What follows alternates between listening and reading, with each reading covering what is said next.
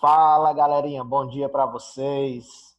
Tenhamos uma semana abençoada e sem perder muito tempo. A aula hoje tem muito conteúdo. Vamos para a luta. Para quem não lembra, estamos falando de uns personagens mais famosos da história do Brasil, que se chama Getúlio Donerlis Vargas. Para os íntimos, Varguinhas, né? Então, essa já é a nossa, se eu não me engano, a nossa quarta aula para falar desse assunto. É muito conteúdo. Para os vídeos não ficar muito longo, eu dividi aí nesses 4 aulinhas, 5 aulinhas de Era Vargas. E hoje a gente conclui esse assunto. Já conclusão. Professor, até que enfim. E aí, antes de entrar no conteúdo novo, eu preciso que você lembre-se das fases. Eu venho falando das fases desde a nossa primeira aulinha de Era Vargas. Falei para vocês que Vargas tem aí 3 fases. Começa com o chamado governo provisório. Ele perde a eleição, mas mesmo assim assume através de um golpe. E aí ele fala que é provisório. Por isso que ficou conhecido como governo provisório. O segundo momento é o chamado governo constitucional. Porque ao invés de criar uma eleição, ele criou foi uma constituição. Por isso que esse governo aí recebe esse nome. E por último, nós temos justamente o Estado Novo. Beleza? E aí? Nós já estudamos governo provisório, já foi. Já estudamos governo constitucional. Hoje, para concluir, falta apenas ver o Estado Novo. Professor, o que é que eu preciso saber do Estado Novo? Eu começo colocando a data. Vocês sabem que eu gosto muito de colocar a data. Eu sou obrigado a decorar essa data? Não. Coloca apenas a título de curiosidade. O Estado Novo ele começa em 1937 e vai até 1945. Então tá aí o ano que inicia e o ano que finaliza o Estado Novo. Qual é o contexto? Na aula passada, eu terminei a minha aula falando do Plano Cohen. O Plano Cohen é uma fake news da época, uma mentira, né? Vargas e seus amigos estão inventando que os comunistas têm aí um plano para tomar o poder aqui no Brasil. E que para isso não acontecer, Vargas teria que governar o Brasil de forma autoritária. E aí, com esse plano Cohen aí, essa fake news, Vargas dá um golpe. Ao invés de ter uma eleição, ele vai dar um golpe. Ele vai dizer, eu vou continuar governando, ponto final. Quem achar ruim, que morra. Eu não estou nem aí. Então, Vargas dá novamente um golpe. Ele tinha dado em 1930 no governo provisório e volta a dar um golpe em 1937. Quando ele dá esse golpe, começa o Estado Novo. Toda vida que falar em Estado Novo, a palavra-chave é autoritário. É um governo autoritário. É um governo de centralização. Então, o Estado Novo é o governo autoritário, é o governo de centralização. Ou seja, Vargas vai dizer, quem manda no Brasil sou eu e ponto, e mais ninguém. Então, toda vida que falar em Estado Novo, eu quero que vocês lembrem dessa palavra, autoritário. Não pode esquecer. Beleza? Professor, prove. O senhor disse que é autoritário, mas eu quero uma prova que realmente é um governo autoritário. A primeira prova que eu posso colocar aqui para vocês seria justamente a Constituição. Aqui eu coloquei a Constituição. Coloquei a Constituição, mas Antes de falar na Constituição, eu tenho uma outra prova. Vargas, ele criou aí o chamado DIP. DIP, D-I-P. Professor, o que é que significa isso? Departamento de Imprensa e Propaganda. Coloquei aí em maiúsculo as iniciais do DIP. Ó. D de departamento, I de imprensa, P propaganda. DIP é uma sigla que quer dizer Departamento de Imprensa e Propaganda.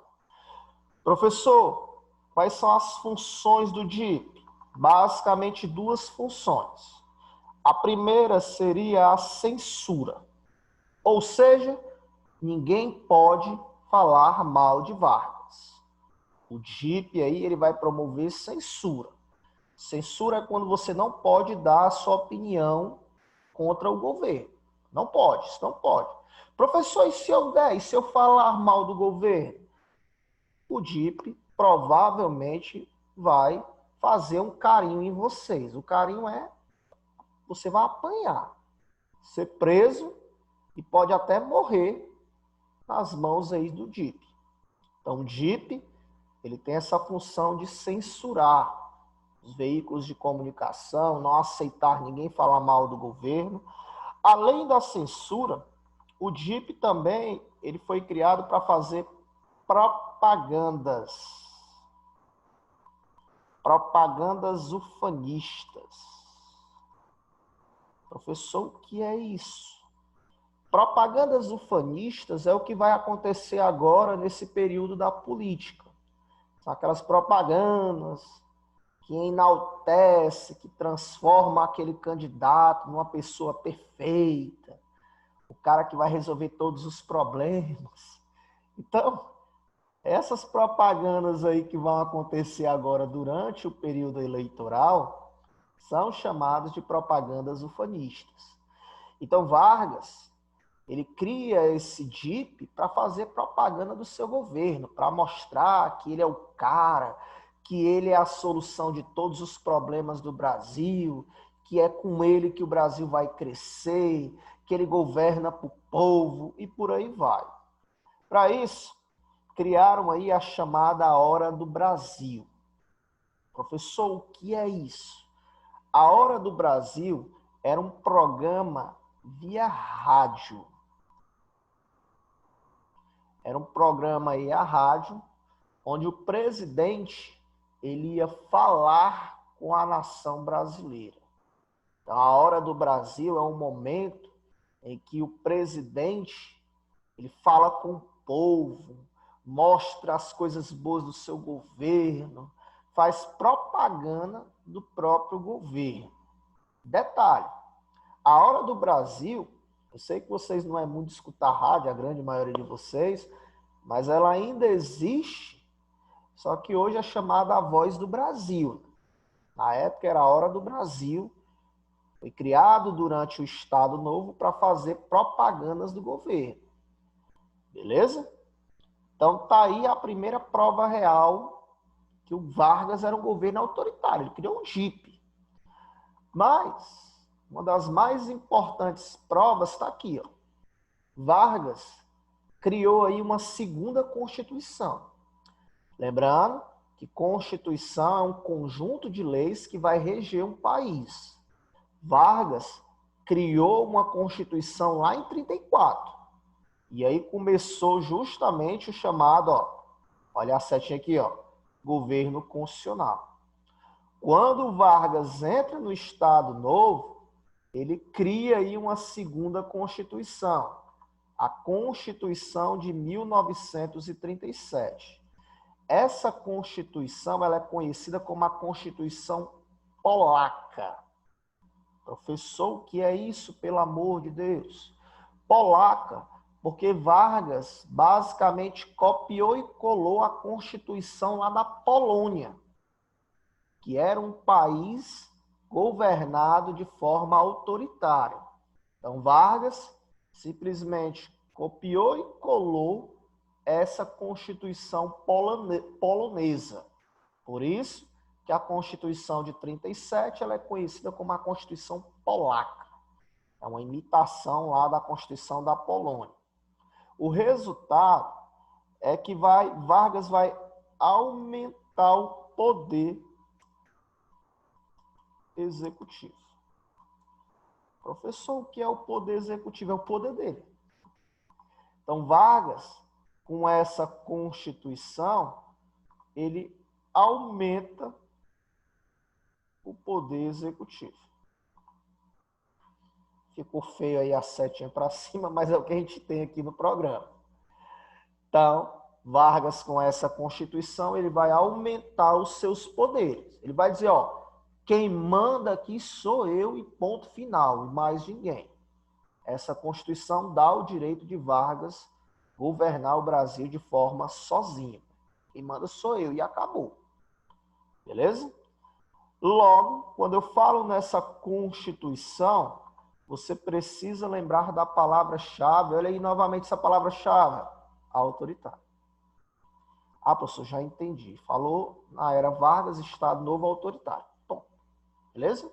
Então, tá aqui as duas provas que eu posso dar para você que Vargas governou, sim, o Brasil de forma autoritária durante o Estado Novo. O DIP e essa Constituição. Tranquilo? E aí? Vargas, mesmo governando de forma autoritária, ele precisava ter o apoio do povo. Se você governa de forma autoritária, para você permanecer mais tempo no poder, você precisa, de alguma forma, conseguir o apoio do povo. E como é que Vargas consegue isso? Além das propagandas ufanistas que o DIP fazia, Vargas também criou aí, em 1943, a CLT. Professor, o que é isso? A CLT é uma sigla que quer dizer a Consolidação das Leis Trabalhistas. A Consolidação das Leis Trabalhistas. Em outras palavras, Vargas, durante todo o seu governo, foi criando leis que protegem o trabalhador. E aí ele juntou tudo isso e criou a CLT, a chamada Consolidação das Leis Trabalhistas. Vou colocar a data aqui, ó, mas você não é obrigado a decorar data coisa nenhuma. A CLT é de 1943, quase no finalzinho do Estado Novo, né? Com isso, Vargas vai aumentar mais ainda aquela ideia de que ele é o pai dos pobres. Em outras palavras, com a CLT, Vargas, mesmo governando de forma autoritária, ele está conseguindo aí o apoio do povão. O povão está apoiando o seu governo. Vargas, ele perde o poder justamente em 1945. Vargas, ele vai perder o poder em 1945. Aqueles alunos que gostam de data, professor, 1945 foi o ano que terminou a guerra, a Segunda Guerra. Foi sim, foi o ano que terminou a guerra. Professor, tem relação o fim da era Vargas com o final da Segunda Guerra? Tem. Qual é a relação? Vargas, durante a guerra, foi pressionado de qual lado ele ia se posicionar. Se ele ia ficar do lado do eixo, que era liderado pela Alemanha, ou se ele ia ficar do lado dos aliados, que era liderado pelos Estados Unidos e pela Inglaterra.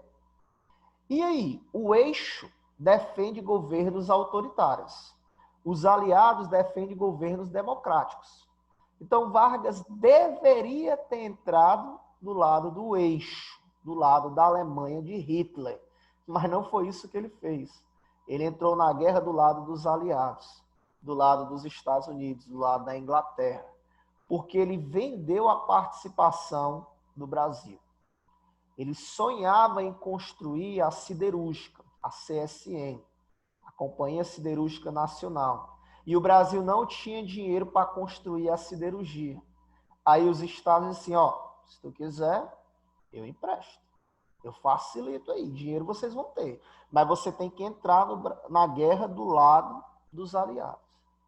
Então, o Brasil entrou do lado dos aliados. Quando terminou a guerra, quem venceu? Os aliados. Os aliados defendem um governo o quê? Democrático. E Vargas é um governo democrático? Não. Vargas é um governo autoritário. E aí Vargas não consegue suportar a pressão e aí ele acaba saindo da presidência do Brasil. Professor, Vargas morreu? Não, meu filho. Vargas só saiu da presidência. Ele volta já já, viu? Ele ainda volta em uma outra fase da República Brasileira. Quando Vargas sai da presidência, em 1945, morre aí a Era Vargas. Morreu a famosa Era Vargas. E se morre a Era Vargas, é porque vai nascer um outro período. Morre a Era Vargas, nasce aí o chamado populismo. Inclusive, o populismo a gente vai conseguir ver aí durante as próximas aulas. Beleza? Hoje eu tenho certeza que esse vídeo durou mais de 10 minutos, mas eu precisava terminar a Era Vargas na aulinha de hoje. Galera, muito obrigado pela atenção de vocês. Espero que tenham gostado. Quem gostou, pode curtir. Se inscreva aí no canal. Comenta. Vai que eu fico famoso, né? Vou lembrar de todos vocês. E aí, é isso. Valeu, galerinha. Um abraço. Com Deus e até a próxima. Tchau, tchau.